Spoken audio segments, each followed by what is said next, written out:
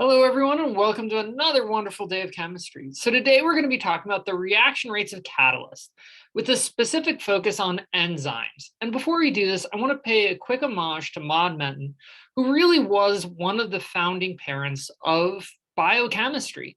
She helped describe the original behavior of enzymatic kinetics, and it really helped us allow us to figure out not only just how enzymes function, but also hemoglobin, kidneys, blood sugar, all of these things. She was a really important person in establishing. And the fact that she did this as a female scientist and a medical doctor in the early 1900s cannot be overstated. So with further ado, let's go ahead and talk about what she ended up discovering.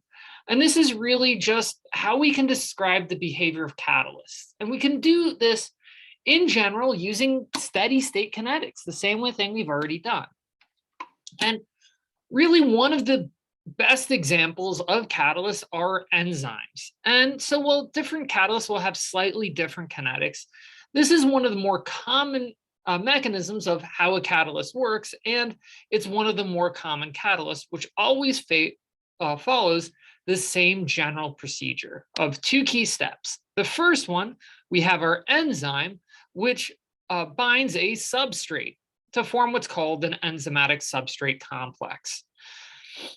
And I'm going to go ahead and use the shorthand notation for each of these just for convenience. And one of the big features of this enzymatic substrate complex is that it turns out that it's designed not so much to bind the substrate as the transition state in the production of a free product. And it's often designed so that as soon as that product is formed, it's immediately pushed out. So we have these three key steps: enzyme and substrate makes intermediate, intermediate falls back into enzyme and product.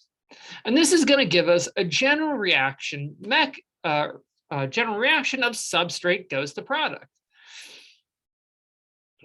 But it occurs with the key elementary steps of a reversible binding of the substrate, and then that complex going straight to product with, again, releasing our free enzyme, which can go back and forth. So you'll note that this is a very different version of a product where we have a reactant and a product, but it doesn't show up in the overall reaction, and it's not an intermediate. However, what we're going to find is that a reaction rate is going to be controlled by the second step. This will tend to be the slow step, that formation of product. And as a result, we can go ahead and give the rate of the reaction, or often known in biochemistry as the velocity of the reaction, by our rate constant for the second reaction and the concentration of that enzymatic complex.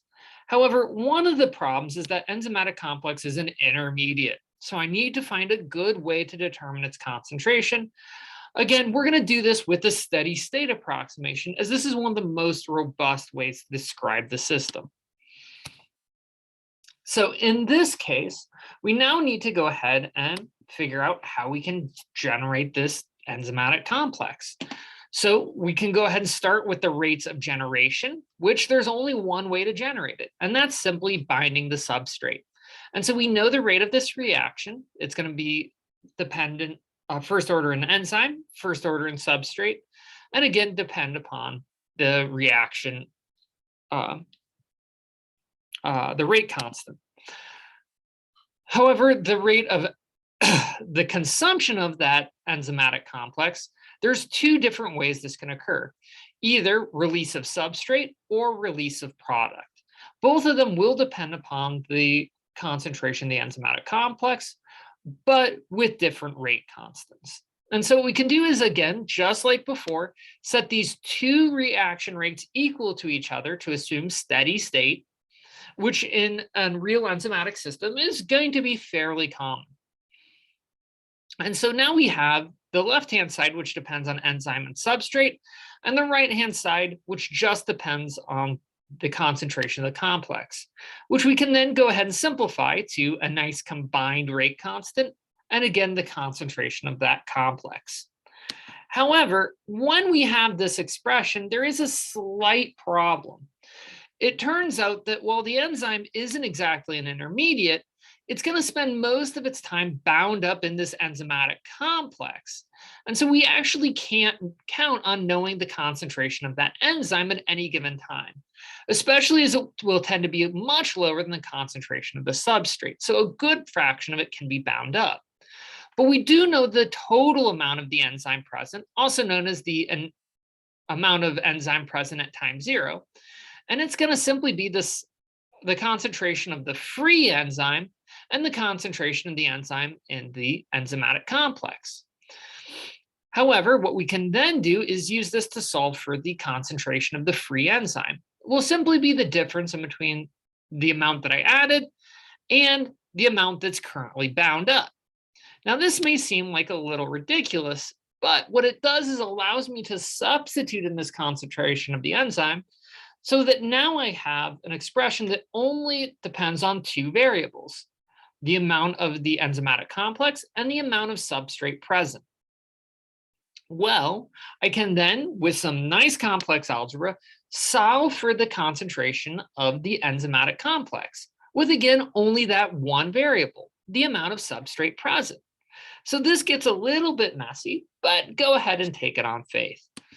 That what we end up being able to do is combine this enzymatic substrate concentration with the overall rate of the reaction to give a nice overall rate of the reaction, which it depends on one key changeable variable, that's the substrate concentration, as well as the amount of enzyme present in the system. Again, total amount of enzyme.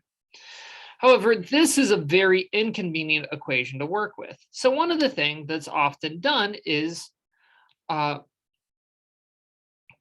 simplifying the expression by combining a lot of our constants into what's called a Michaelis constant. But if you wanted to call it the Menton constant, I won't argue, which gives us simply a ratio of the rate at which the enzymatic complex is consumed versus the rate constant via which it's formed. Now, when we go ahead and insert this Michaelis constant, our expression essentially simplifies greatly. And then it turns out that the overall rate of reaction is going to be based on, in the numerator, the rate of the product formation, again, with respect to that enzymatic complex, the amount of enzyme present, the amount of substrate present, and again, divided by this ratio of how reactive the enzymatic complex is versus how much substrate is present. Now, one of the cool things is that this can often be simplified into two extreme situations, which we can kind of see on this graph. And we're going to go ahead and look at each one individually.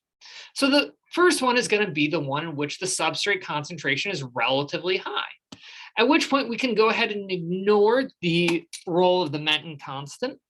And it turns out that in this case, we can then further simplify the system by saying, hey, I've got substrate on top and bottom. And the rate of the reaction is going to be just dependent on the overall rate constant. So essentially, how likely is that enzymatic complex going to produce product and the total amount of enzyme present. And we can go ahead and note that this reaction is zero order. And a good way to think about the system is if I have so much substrate, I've quickly turned all of my enzyme into that complex to guarantee that the reaction goes literally as fast as it can. And this is going to be a very key feature if you ever study catalytic or enzymatic behavior. However, on the other end, we can say, what happens if I've run out of substrate, which is very frequently common in the body? Well, if that substrate concentration is relatively low, then it turns out that the Michaelis constant dominates. And what we end up having is the rate of reaction is really going to be first order in substrate and dependent upon this ratio of K2 to Km. And again, still dependent on the enzyme complex. But again, in this case, we have a first order behavior. I add more substrate, the reaction goes faster, which makes sense as I turn that free enzyme into bound enzyme. However, it is worth noting you can apply very similar steady state approximations to any number of catalytic systems. However, they do become a little bit more complicated on the system that you look at. And I want to go ahead and quickly describe why we care about these enzymes. So one of the reasons why is that enzymes are very flexible catalysts. So again, they're very good at lowering those rate constants by lowering that activation energy. And one of the cool things is they can be very specifically tailored to one specific reaction so that you only enhance the rate of something that you care about. And they really are some of the best catalysts we know. Some reactions can speed up a reaction over 10 to the 15th fold. This is 1 quadrillion fold better. Yeah, that's a lot.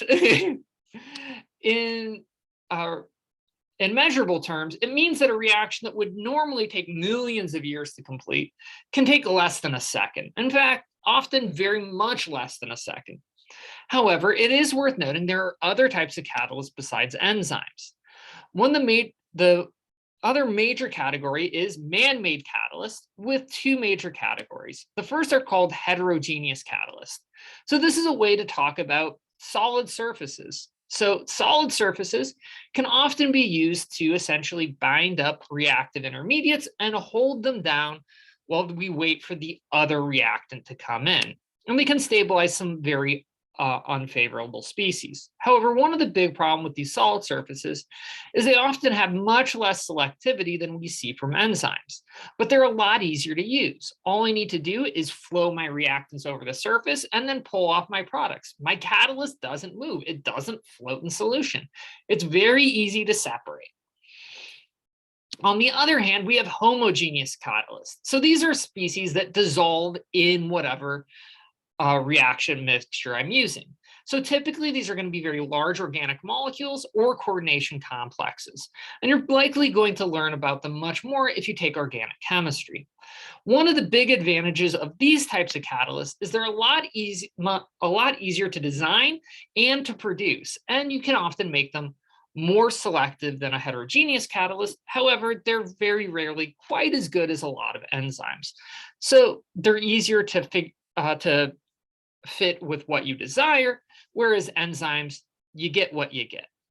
So with this basic summary, we're going to go ahead and take a break from kinetics as next time we review nuclear chemistry.